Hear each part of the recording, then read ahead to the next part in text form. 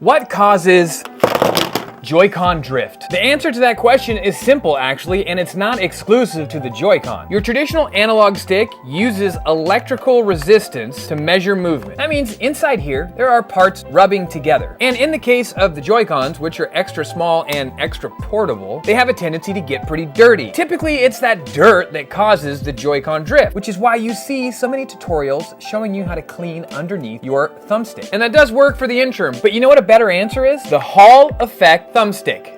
Now, when it comes to the Nintendo Switch, my family and I have decided to switch to Nitro decks. Aside from all the awesome custom colors, the comfort, and the great customization, it's actually one of the few controllers on the market that uses a Hall effect thumbstick. What exactly is a Hall effect joystick? It's a joystick that uses magnets and electrical conductors to determine your positioning, as opposed to electrical resistance. Rubbing, no rubbing. You want to hear something even crazier? The Hall effect stick is not a new invention. Edwin Herbert Hall actually discovered this theory in 1879. So that begs the question, why doesn't every controller just use the Hall effect thumbstick? Cost, which is why you see the standard analog stick used in just about every controller, including the DualShock 5 and one of my favorite controllers of all time, the Xbox Elite Series 2. This still uses an analog stick. Quick side note for those of you who think that the Dreamcast wasn't ahead of its time. Guess what controller from back in the day actually had Hall effect sticks?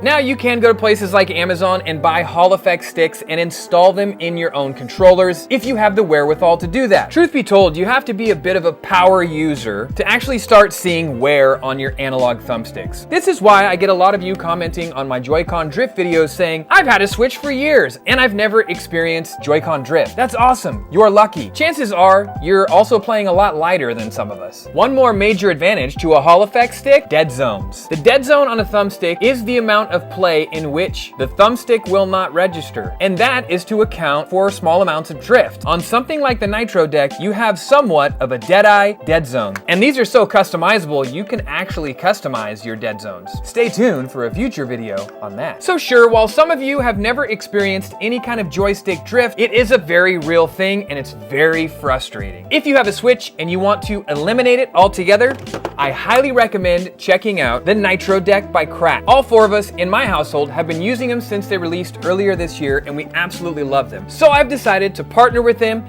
and have an affiliate link above if you would like to check them out more. And I believe that some of them are still 10 to 15% off. Have you installed Hall effect sticks on any of your controllers? Have you tried out the Nitro deck by Cracked yet? Hit the comments and let me know what you think.